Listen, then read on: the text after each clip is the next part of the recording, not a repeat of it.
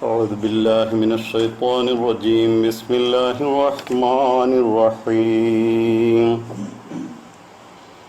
واستعينوا بالصبر والصلاة وإنها لكبيرة إلا على الخاشعين الذين يظنون أنهم ملاقو ربهم وَأَنَّهُمْ إِلَيْهِ راجعون۔ صبر اور دعا کے ذریعہ اللہ تعالیٰ سے مدد مانگو، اور وہ بے شک فروتنی اختیار کرنے والوں کے سوا دوسروں کے لیے یہ امر مشکل ہے۔ جو اس بات پر یقین رکھتے ہیں کہ وہ اپنے رب سے ملنے والے ہیں، اور اس بات پر بھی کہ وہ اس کی طرف لوٹ کر جانے والے ہیں۔ صبر اور نماز کے ساتھ اللہ تعالیٰ سے مدد چاہنے کی حکم قرآن کریم میں مختلف جگہوں پر آتے ہیں۔ جو پہلی بار جو ترتیب کے لحاظ سے دیکھتے ہیں، سورہ بقرہ میں پہلی بار جو حکم ہے اس کو میں نے آپ کے سامنے رکھا۔ رسول اکرم صلی اللہ علیہ وسلم نے فرمایا، رمضان کا مہینہ صبر کا مہینہ ہے۔ حضرت خلیفۃ المسیح ثالث رحمہ اللہ تعالیٰ نے ایک دفعہ اپنے خطبے میں، ایک جمعہ خطبے میں رمضان میں جو دیا تھا، اس آیت کا یہ ترجمہ دیا تھا کہ روزوں اور نماز کے ذریعہ اللہ تعالیٰ کی مدد چاہو، یعنی صبر کا ڈائریکٹ معنی روزہ ہے، کیونکہ صبر اور صیام، صوم اور صبر دونوں کے جو لغوی معنی ہیں اس میں یہ اشتراک ہے کہ رک جانا۔ صبر کے معنی کو بھی رک جانا لغوی معنی میں ہے، اور صوم کا لغوی معنی ہی رک جانا ہے۔ صبر کے معنی، اس معنی کی وضاحت کرتے ہوئے حضرت خلیفۃ المسیح ثانی رضی اللہ تعالیٰ عنہ نے تفسیر کبیر میں صبر کا معنی حل لغات میں اس طرح بیان کیے ہیں۔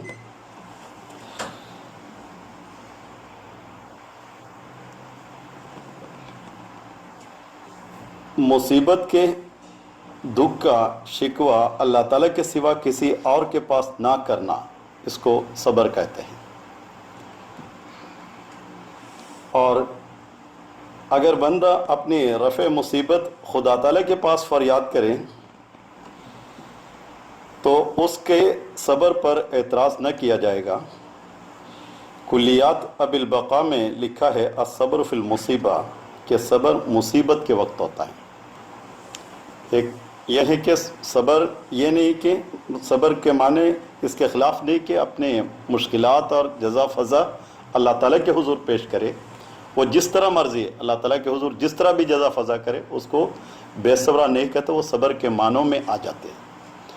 اور دوسری بات، صبر اس کے اول وقت میں ہوتا ہے، جیسے کہ رسول کریم صلی اللہ علیہ وسلم کے زمانے میں بھی ایک عورت جو اپنے بچے کی وفات پر صبر سے باہر ہو رہی تھی، تو حضرت صلی اللہ علیہ وسلم نے فرمایا کہ صبر کر۔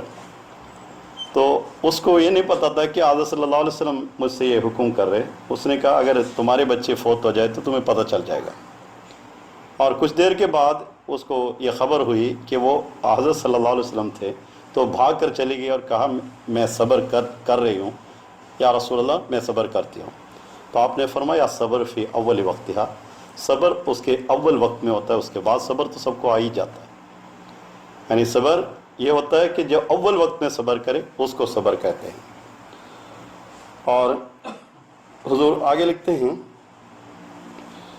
الصبر فی المصیبت، صبر مصیبت کے وقت ہوتا ہے۔ صبر الرجل علی الامر نقیل جزاء ای جزع و شجع و تخلد، کہ صبر جزا یعنی شکوہ کرنے اور گھبرانے کے مقابل کا لفظ ہے، اور صبر کے معنی ہوتے ہیں دلیری دکھائی، جرأت دکھائی اور ہمت دکھائی۔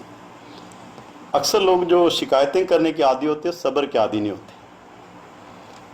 کیونکہ جو خدا کے حضور شکایت کرنے کے عادی ہوتے ہیں وہ کسی اور کے حضور شکایت نہیں کرتے، اور شکایت اس وقت کرتے ہیں جو انسان اس سے صبر نہیں کر سکتا. اور اس طرح بھی صبر ہوتا ہے، ایک تو خود اپنے آپ پر صبر کرتے ہیں، دوسرا یہ کہ خدا کے حضور اس کو پیش کر کے اس پر بھی صبر دکھاتے ہیں. ان دونوں کے عادی نہیں ہو تو پھر اس کے بعد پھر شکایت پر چلے جاتے ہیں. اور آگے فرماتے ہیں صبر عن الشیء کے معنی ہے امسک عنہ، جس معنی کہ میں نے لغوی اشتراک بتایا تھا وہ یہ ہے کسی چیز سے رکا رہا. صبر الداب حسبها بلا علف، جب صبر کا مفعول دابہ ہو، دابہ کا لفظ ہو، یعنی جب صبر کرنے والا ہے کسی کو صبر کروانے کے لیے اگر کسی کو استعمال کیا تو اس کے مفعول جس کو صبر کیا جاتا ہے، اگر کوئی جانور ہو تو اس کے معنی میں یہ ہوتا ہے کہ جانور کو چارہ نہ دیا، یعنی چارہ نہ دے کر ایک کو صبر سکھاتے ہیں تو اس کو بھی صبر کہتے ہیں. ایک مجبوری کی حالت کو جب انسان اور کچھ نہیں کر سکتا تو ایسی حالت میں ویسے ہی رہنے کو صبر کہتے ہیں. تو بہرحال جو صبر کا معنی ہے کسی امر پر ثابت قدم رہتے ہوئے، اور جب اس کا صلہ جب ان کے ساتھ صبر کا استعمال کرے تو اس کو کسی چیز سے رک جانا. اگر کسی کے اوپر الا کے لفظ سے استعمال کرے تو اس کے معنی بھی رک جانے کا ہوتا ہے کہ صبرہ کے لفظ کے بعد الا یا ان استعمال ہو تو کسی چیز سے رک جانے کو وہ معنی استعمال کرتے ہیں. تو یہاں صبر کے جو خلیفۃ المسیح ثالث رحمہ اللہ تعالیٰ نے جو صبر کا معنی دیا، روزے کے ساتھ اللہ تعالیٰ کی مدد چاہو، روزہ اور نماز دونوں ہو تو اللہ تعالیٰ کی مدد چاہی جا سکتی ہے. عام طور پر ایک جو غلط فہمی ہوتی ہے، میں اس مضمون کو کھولنے سے پہلے وہ بھی دور کروں کہ لوگ تراویح کو تہجد کے بدل سمجھتے ہیں. یہ بالکل، اور بعض یہ بھی کہتے ہیں کہ تراویح نہ پڑھے تو روزہ نہیں ہوتا، لیکن یہ ایک غلط فہمی ہے، بلکہ اس سے بہت سے مشکلات بھی، بلکہ ان کے اپنے روزوں پر اس کا اثر بھی ہے. اصل جو ضروری ہے وہ تہجد ہی ہے، اس کے قائم مقام اور کوئی چیز نہیں. اور تہجد نہ پڑھے تو روزے میں کمی ضرور آئے گی، اس میں کوئی شک نہیں. خلیفۃ المسیح رابع رحمہ اللہ نے ایک خطبے میں یہ ذکر کیا تھا، بچوں کو بھی جو صبح کسی سحری کے لیے اٹھاتے تو ان کو کم سے کم 2 رکعت یا 4 رکعت تہجد کی عادت ڈلوانے کے وقت اس وقت پڑھانی چاہیے، اور تہجد چھوڑ کے روزہ نہیں ہوتا. اور دوسری بات، باجماعت نماز کو چھوڑ کر بھی روزہ نہیں ہوتا، کیونکہ نماز روزے کے ساتھ ہی ذکر ہے اس آیت میں. دوسری بات، باجماعت تو عام دنوں میں فرض ہے، تو جو روزہ ہے ایک خاص طور پر ایک ترتیب کے ساتھ، ایک خاص مجاہدے کے ساتھ جب روزہ رکھتے ہیں، اس کے لیے بھوکے پیاسے رہتے ہوئے اس پر قائم رہتے ہیں، تو پھر اس وقت باجماعت اتنی فرض ہو جاتی ہے کہ اس کو روزے کی اصل مقصد ہی وہی ہے کہ میں خدا تعالیٰ کے احکام کے اوپر کاربند رہوں اور اس پر قائم رہوں. تو سب سے پہلے جو حکم ہے اس حکم کو، حکم عدولی کے بعد، اور اس حکم کو نہ مانتے ہوئے پھر دوسرے حکم پر عمل کرنے سے وہ حکم پورے طور پر نہیں ادا کیا جا سکتا.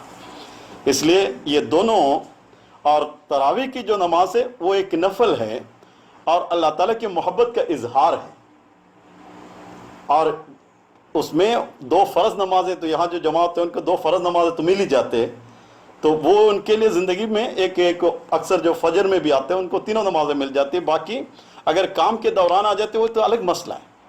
لیکن یہ کہ 2 نمازیں فرض جو ادا کی جاتی ہے وہ اصل رمضان کی جو اس کے حقوق ہے اس کے اندر شامل، اور تراویح کی نماز پھر اس کے اوپر میں بس بعد میں کروں گا کیونکہ وہ وقت نہیں ہے، کسی اور وقت لوں گا. لیکن کوئی یہ نہ سمجھے کہ وہ ضروری نہیں ہے، کیونکہ وہ انسان کی ایک محبت کا اظہار ہے اور ایک نوافل کے ذریعے اللہ تعالیٰ کے قرب حاصل کر سکتا ہے. لیکن تہجد چھوڑنے پر اگر آپ کو یہ مجبور کرے تو وہ غلط ہے. تہجد کو چھوڑنے پر اگر تراویح کی نماز اگر کسی کو خلل ہو تو اس کے لیے تہجد زیادہ مقدم ہے، کیونکہ اس کے قرآن کریم میں حکم ہے اور ہر روز اس کو اللہ تعالیٰ نے ادا کرنے کی تاکید کی ہے، اور نوافل بعد کی بات ہے، اس کے بعد والی بات ہے. اب ہم دیکھتے ہیں صبر جو صوم کے لفظ ہے اس کو میں نے کہا کہ رک جانا، صبر کا لفظ بھی رک جانا. قرآن کریم میں اسی معنوں پر یعنی رک جانے کے معنوں پر روزے کو لفظ کو استعمال کیا ہے۔ قرآن کریم کہتے ہیں کہ انی نذرت للرحمن صوما فلن اکلم اليوم انسیا، کہ حضرت مریم علیہ السلام کہتی ہیں کہ ان کو اللہ تعالیٰ نے کہا تو ایسا کر کہ آج میں نے رحمان خدا کے لیے ایک نظر کی ہوئی ہے، ایک نظر مانی ہوئی ہے۔ وہ نظر یہ ہے کہ پس آج کے دن میں کسی سے بات نہیں کروں گی، یعنی کسی سے بات نہیں کرنا ایک روزے کے طور پر قرآن کریم نے رکھا۔ نظرت للرحمن صوما، آج کے دن ایک روزے کی نظر میں نے مانی ہے، اور یہ نظر کیا ہے؟ میں کسی سے بات نہیں کروں گا، اس سے رکا رہوں گا، کسی سے تکلم نہیں کروں گا۔ لیکن اس کا یہ مطلب ہرگز نہیں تھا کہ تم آج نہ بات کرے تو بالکل منہ بند رکھیں، کیونکہ ہندوؤں میں میں نے خود دیکھا ہے ایسے کسی سادھو کو کہ 14 سال سے اس نے بات نہیں کی، اور اس کی بہت بڑی خوبی بیان کر رہے تھے۔ سفر میں ملا تو میں نے لوگوں سے کہا کہ جو اللہ تعالیٰ نے ایک آزاد دیا ہے اس کو 14 سال بند رکھا تو یہ تو بہت بڑا بیوقوف یا اس پر ظلم کرنے والا بندہ ہے۔ تو پھر لوگ کہتے ہیں یہ تو واقعی چیز ہے، اگر ہاتھ دیا تو ہاتھ سے کام نہ کرے، منہ دیا منہ سے کام نہ کرے، اس کے حقوق ہے، اس کے بیوی بچوں سب کے، ان حقوق کو توڑ کر اور اس کو بند رکھے تو وہ لوگ یہ خود کچھ نہیں کر رہے ہیں، دراصل وہ کر رہے ہیں، دوسرے لوگ پریشان ہو رہے ہیں۔ جو اس سازش سے جس کو فائدہ ہے وہ لوگ، جس کے حقوق ہے وہ لوگ پریشان ہو رہے ہیں، اس کو کیا پریشانی، چپ کر کے بیٹھ گیا تو وہ تو آرام سے اپنا مزہ لے رہا ہے۔ تو وہ الگ مسئلہ ہے روزہ جو بالکل نہ بولے۔ لیکن قرآن کریم کہتے ہیں جب اللہ قالا آتتک آیاتک اللہ تکلم الناس ثلاث لیال سویہ، کہ زکریا کے بعد اس اللہ تعالیٰ نے کہا کہ تو ایسا ہے 3 دن تک متواتر روزے رکھنا، لیکن ان متواتر روزے میں یہ ہے کہ کسی سے متواتر کلام نہیں کرنا، کسی سے کلام نہیں کرنا۔ لیکن کرنا کیا ہے؟ وہ یہ ہے کہ اللہ تکلم الناس ثلاث ایام الا رمزا، کہ تو اشارے سے بات کر، منہ سے بات نہ کر۔ لیکن منہ سے کیا کرنا ہے؟ وَذْكُرْ رَبَّكَ كَثِيرًا وَسَبِّحْ بِالْعَشِيِّ وَالْإِبْكَارِ، تو اپنے رب کے ذکر زیادہ کیا کر۔ لوگوں سے بات روکنے کی یہ وجہ بیان کی گئی، تو رب کے ذکر کو زیادہ کر۔ اب رمضان میں ایک فلسفہ یہ ہے کہ رک جانا، جو روزے میں رک جانا یہ ہے جس چیز سے ہم رک رہے اس چیز کو اللہ کی خاطر زیادہ کیا جائے۔ جو انسان اپنے کھانے سے رک رہے اس کھانے کو کسی مسکین کو دے کر اللہ تعالیٰ کی خاطر اس کو جاری کیا جائے، اس کو سخاوت کی جائے۔ اور جو انسان اپنی باتوں سے دوسرے رغویات سے رک رہے ہیں تو اس کو ذکر الہی سے معمور کیا جائے، اس کی زبان کو۔ اور اس طرح انسان ہر چیز سے جہاں دوسرے کاموں سے رک رہے تو وہاں عبادت الہی میں اس کو صرف کیا جائے۔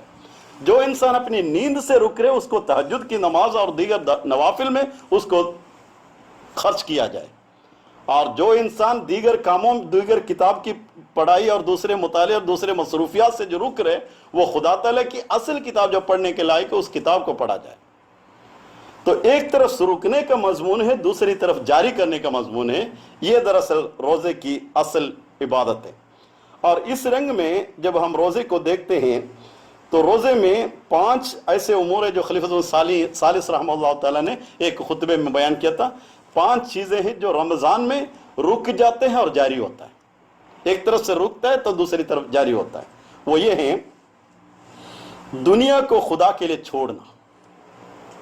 جب دنیا کو خدا کے لیے چھوڑ دیا تو پھر خدا کو لے لیا، یہ نہیں کہ اس کو چھوڑ کے چلے گئے اور بالکل الگ تھلگ ہو گئے، لیکن دنیا کو چھوڑنے کے ساتھ خدا کو لے لیتا ہے اور باقی کام خدا کے حضور ہو جاتا ہے۔ دوسرا حضور فرماتے ہیں خدا کے لیے آفات نفس سے بچنا، یعنی اپنے نفس کی جو آفات ہے اس سے خدا کے لیے بچنا۔ نفس کی آفات یہ ہے کہ اس کی اخلاقی اور روحانی کمزوریاں اس کے نفس کے آفات بنتی ہیں۔ جو اخلاقی اور روحانی کمزوریوں میں جو مبتلا ہوتے ہیں دراصل اس کے نفس کی آفات ہے، اس کے نفس کی تکمیل کے راہ میں وہ سد باب بن جاتے ہیں، اس کے روک بن جاتی ہے، اور اس کی تکمیل نہیں ہوتی اس کی نفس کی، اور اس کی تزکیہ نہ ہو تو پھر خدا تعالیٰ اس میں نہیں آتا اور خدا تعالیٰ کی قرب اس سے نصیب نہیں ہوتا، اس لیے نفس کے آفات سے بچتا ہے۔ اور تیسرا حضور فرماتے ہیں اللہ تعالیٰ کی رضا کے لیے دوسروں سے عدل اور انصاف سے بڑھ کر، عدل اور انصاف تو ہر آدمی پر فرض ہے، اگر وہ نہیں ہو تو وہ انسان نہیں بنتا۔ یعنی انسانیت کا پہلا مقام عدل اور انصاف ہے. اس سے نیچے جو آتا ہے قرآن کریم اس کو انسانیت کے نیچے مقام پر گنا گیا.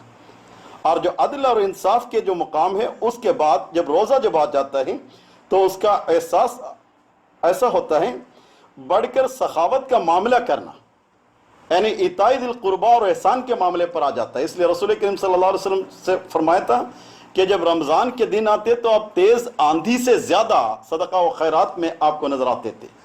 تو اس وقت جو عدل اور احسان کے ایک عام معیار ہے، اس سے بڑھ کر احسان کرتے ہیں، احسان کا معاملہ کرتے ہیں، اس کو کہتے ہیں تیسری بار جو اللہ تعالیٰ کی طرف جھکنا. چوتھے امر جو حضور نے بیان کیا، اپنے محبوب کی محبت کی تڑپ کی وجہ سے، اپنی محبوب کی محبت کی تڑپ کی وجہ سے راتوں کی نیند بھول جانا. اب اس میں یہ فلسفہ بھی ہے، جس کو اللہ تعالیٰ کی محبت کی تڑپ ہو اس کو رات اٹھ کر نماز پڑھتا ہے. اس محبت کی تڑپ میں کسی کو بھی نیند نہیں آتی. جس سے ملنا ہو، جس سے اپنے محبوب سے ملنا ہو جس نے، اس کو نیند نہیں آئے گی. اپنے محبوب کی کس حد تک محبت کرتے اس کے مطابق اس کو نیند آتی ہے. تو وہ نیند اس کو محبت کی تڑپ میں اس کے نیند کو بھول جاتا ہے اور رات کو اٹھ جاتا ہے. اور اس کا احساس بھی نہ رکھنا، یہ بھی ایک الگ مسئلہ ہے کہ جو انسان خود اپنے جو طبیعت کے مطابق کچھ کام ہوتا ہے. بعض لوگ جو جاب میں اتنا منہمک ہوتے ہیں وہ پھر کچھ نہیں جانتے، وہ اپنے نصیحت کی حالت دیکھتے ہیں، نہ اپنے کسی کام کی حالت ہے کہ نہ کسی اور چیز کو دیکھتے ہیں. تو اس میں اتنے زیادہ منہمک ہو جاتے ہیں، اس میں وہ ایک مزہ لیتے ہیں. اپنی طبیعت اور صلاحیت کے مطابق جو کام لیتے ہیں اس کام کی نشانی یہ ہے کہ اس کو وقت اور جگہ سے اس کو آزاد کر دیتا ہے، ٹائم اور اسپیس سے اس کو آزاد کر دیتا ہے. پھر اس پہ اس کو ٹائم اور اسپیس کی کوئی فکر نہیں رہتی. تو جس کی لذت جس کام میں آتی ہے وہ کام اس کے اصل طبیعت کے مطابق کام ہے. اور یہی چیز ہے جو رات کو محبت کی وجہ سے اس کے احساس نہیں ہوتا، اس کو نیند چھوڑنے کے احساس نہیں ہوتا.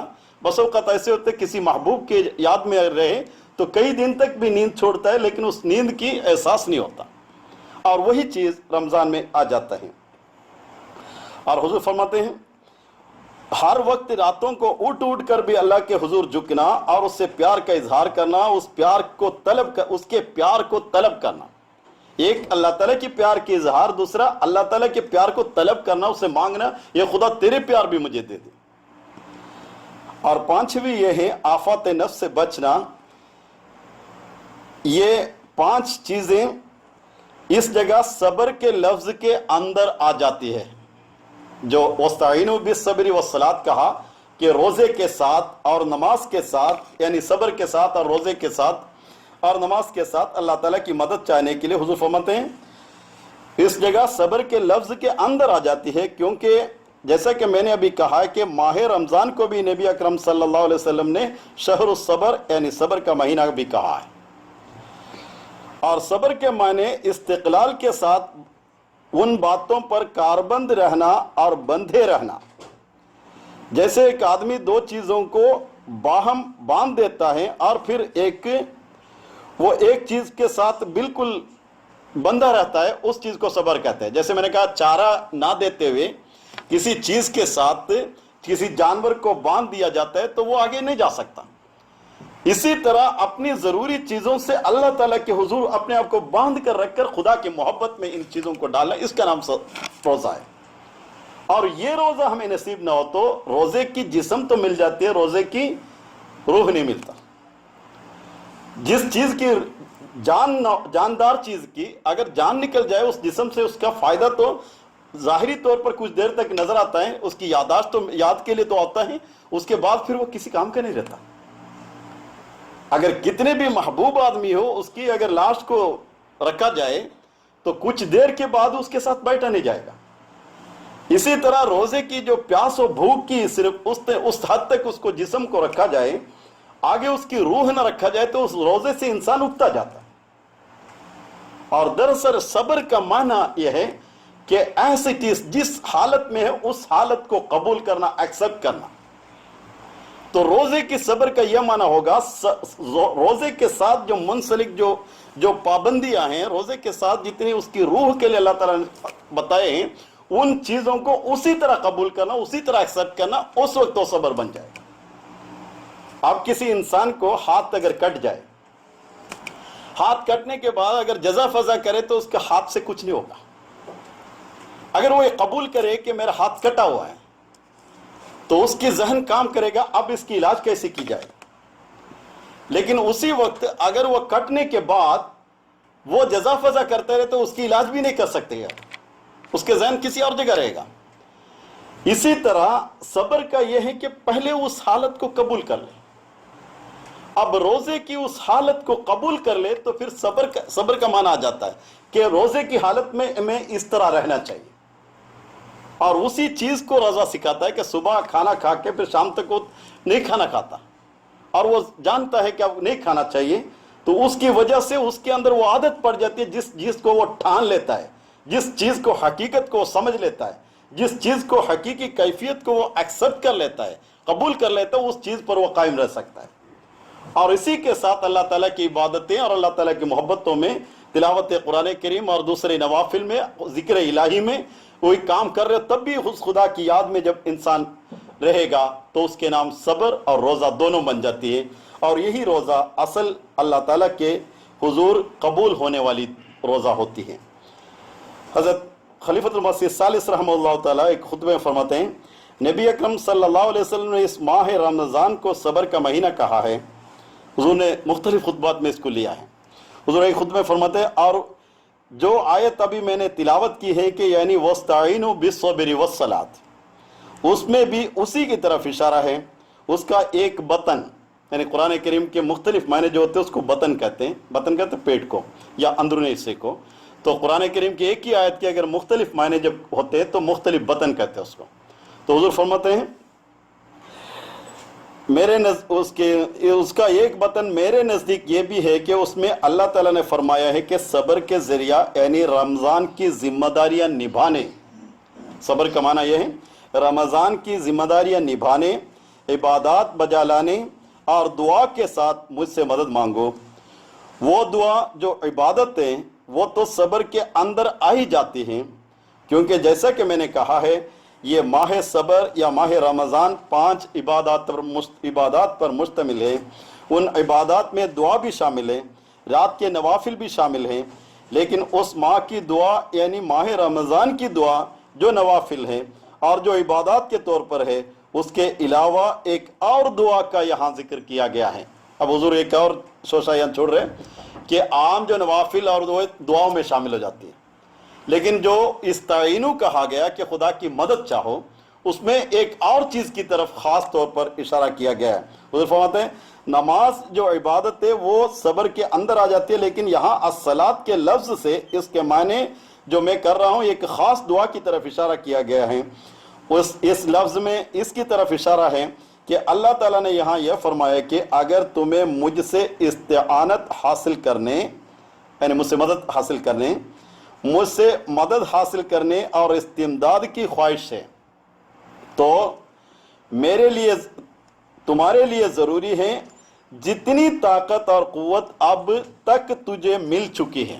اس میں اس کی مالی طاقت اور اس کی عزت کی طاقت، اس کی علم کی طاقت، اس کی تمام طاقت آ جاتی ہے، جسمانی طاقت، یعنی جتنی طاقت اور قوت اب تک تمہیں مل چکی ہے اور عطا ہو چکی ہے اسے تم میری راہ میں خرچ کرو، یعنی اپنی تدبیر کو اپنی انتہا تک پہنچاؤ۔ اس کو حضرت مسیح علیہ السلام نے اس طرح بیان کیا، یعنی خدا کی دی ہوئی طاقت کو اللہ تعالیٰ کے حضور اس کی انتہا تک پہنچانے کے لیے ایک ہی ذریعہ ہے جو قرآن کریم نے ایک دعا سکھائی، ایاک نعبد و ایاک نستعین۔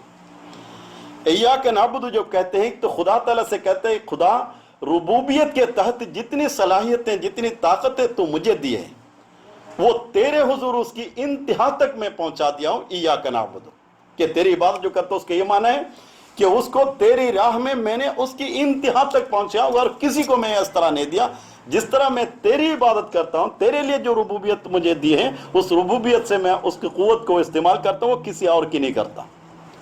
اور جو رحمانیت کے تحت جو خدا مجھے دی ہے اس کو میں، اے خدا इय्याक नअबुदु, तेरे खातिर ही उसको जो करता हूं तेरी खातिर ही करता हूं और उसके किसी को मैं नहीं देता। और जो रहीमियत का जो तूने जो मुझे फजल फरमाया, उन फजल को भी कभी भी तेरे खातिर ही मैं करता हूं, उसके अलावा और किसी चीज को नहीं करता। और इस रंग में आगे मालिकियत के तहत जो अल्लाह ताला ने मुझ पर जो एहसान किया, उसको भी इय्याक नअबुदु, मैं तेरे लिए ही खर्च करता और किसी के लिए नहीं करता। तब इंसान इस चीज का मुस्तहिक होता है, वह इय्याक नस्तईन, ये खुदा तेरे से मैं फिर मदद चाहता हूं। जो तूने दिया है उसको तेरी राह में मैं तेरी खातिर, तेरी रजा की खातिर इस्तेमाल करता हूं। तो फिर मैं तुझसे यही चाहता हूं कि मुझे और इसी तरह देता जा और मैं तेरी राह में ही उसको वक्फ करता चला जाऊं। और इस रंग में एक इल्मी लिहाज से खुदा ताला अगर किसी को इल्म दिया तो इस इल्म को हमेशा उस खुदा की राह के लिए इस्तेमाल करे और किसी के लिए ना करो, सबसे ज्यादा उसी के लिए हो। और उसके लिए इस्तेमाल करते उसके इल्म में इजाफे की इस्तेआनत की वो हक बनता है। जब खुदा से मदद चाहता है तो साथ उसको फिर आगे उसकी मदद के लिए उसको मिल जाती है, खुदा ताला से उसको मिल जाती है।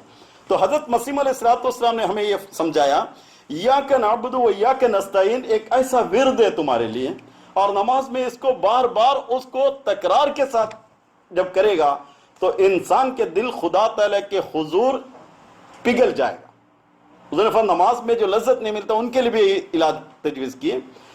और उस वक्त ये होता है कि खुदा ताला के हुजूर, या खुदा तू रब है और मुझे कोई और रब नहीं, और तेरी ही इबादत में मैं गुजार रहा हूं और तेरी सी उस रुबूबियत से मैं मांग रहा हूं। और इसी तरह रहमान है, रहीम है, मालिक है। जब इस रंग में इंसान चला जाता है तो उसके दिल खुदा ताला के अर्श पर जाकर सजदा करने लगता है, और वो सजदा है जो एक बार नसीब हुआ तो जिंदगी भर वो सजदे की याद रहती है, और खुदा की लिका एक बार नसीब हुआ कभी खुदा उसको नहीं छोड़ता। और वही लिका है जो इस रमजान की दिनों में, इन अय्याम में अल्लाह ताला ने अपने फजल के साथ इस रमजान में जिंदा रखकर अल्लाह ताला ने हमें दिया है। एक जिंदगी, एक इंसान को एक उम्र अगर मिल जाए, एक रमजान में एक दिन मिल जाए, तो वो दिन उसके लिए एक बहुत बड़ी खूबी है जो कुरान करीम ने भी और मोहम्मद मुस्तफ़ा सल्लल्लाहु अलैहि वसल्लम उसको बयान किया। जो इस शहर को शाहिद बने, कुरान करीम उसको कहता है इस शहर को, इस महीने को जो शाहिद बने, यानी उसमें वो जिंदा हो, तो उसके लिए अल्लाह ताला ने अल्फ अफजाल नाजिल करने की इरादा किया। खुदा की वो रहमत है। अब एक बच्चा है जो खुद दूध पीना चाहता है और उसकी माँ है खुद भी दूध देना चाहती है, तो वो वक्त आता है उस बच्चे को सैर होकर पीने का, और वो वक्त और खुदा ताला तो ऐसा ही है जैसे एक माँ से जब बच्चा दूध मांगता है तो उस माँ की जो कैफियत होती है उसी कैफियत को दुआ की कैफियत में हजरत मसीह अलैहिस्सलाम ने बयान किया।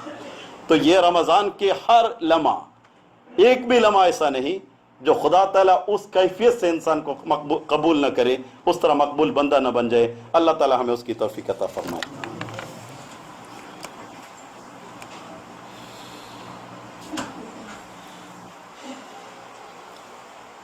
सूरतुल बकरा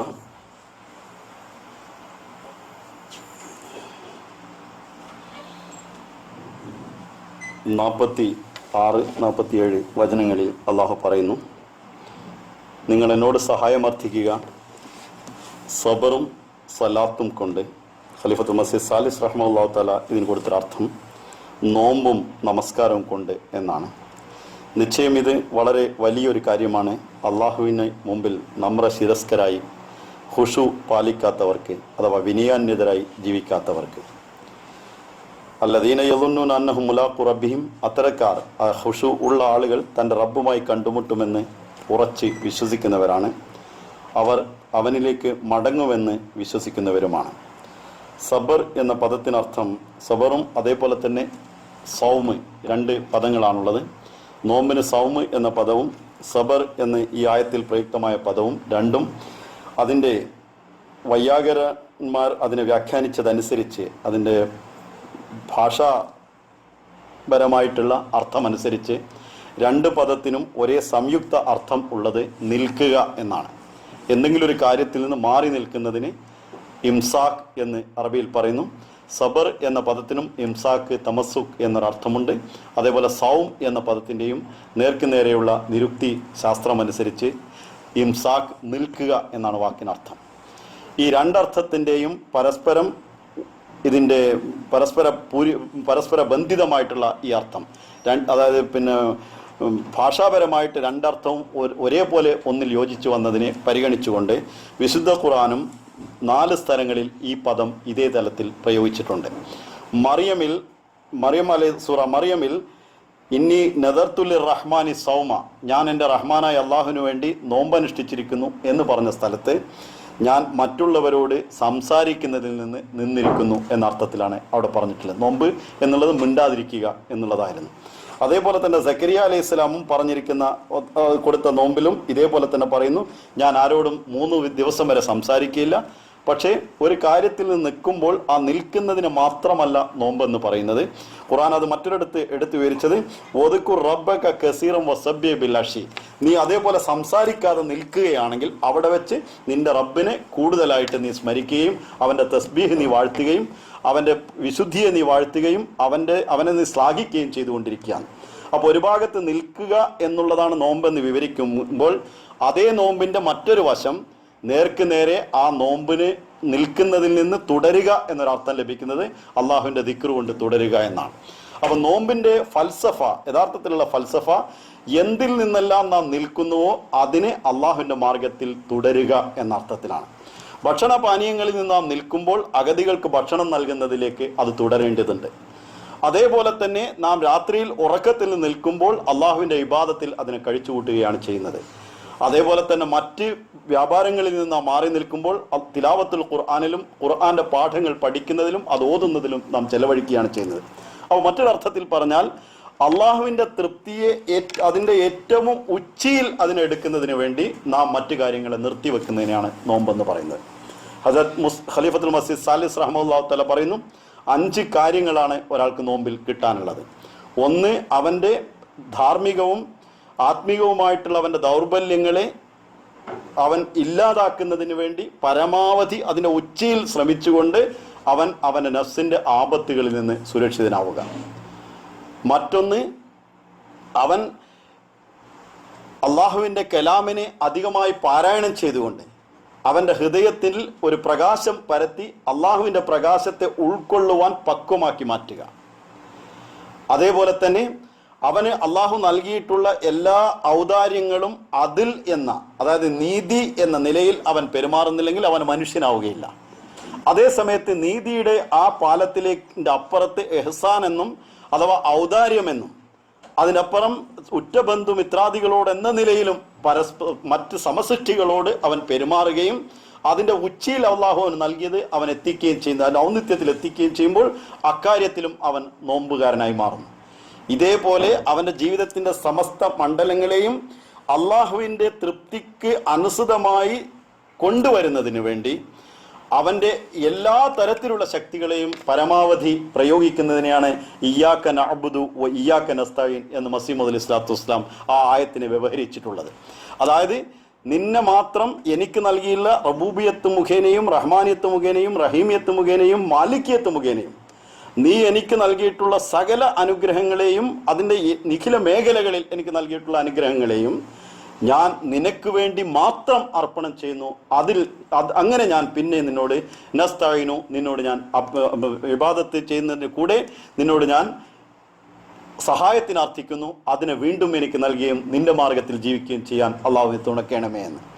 ഒരാളുടെ ജീവിതത്തെ ഈ നിലയിൽ ഒരു പ്രത്യേക കാലയളവിൽ, ഒരു മാസ കാലയളവിൽ അവൻ എത്തുമ്പോൾ, അതിനുവേണ്ടി അവൻ അവസരം കിട്ടുമ്പോൾ ഖുർആൻ അതിനെ അനുഗ്രഹമായിട്ടാണ് എടുത്തു പറഞ്ഞത്. അവൻ ഷഹിദ മിൻകും ഷഹറ എന്ന് ഖുർആൻ പറഞ്ഞത് ഒരു ജീവിതത്തിൽ ഒരാൾക്ക് ഒരു ആയുസ്സിൽ അവൻ്റെ റമദാൻ അവന് കിട്ടിയിട്ടുണ്ടെങ്കിൽ ആ റമദാൻ അവന് ഒരു അനുഗ്രഹമായി മാറുന്നു.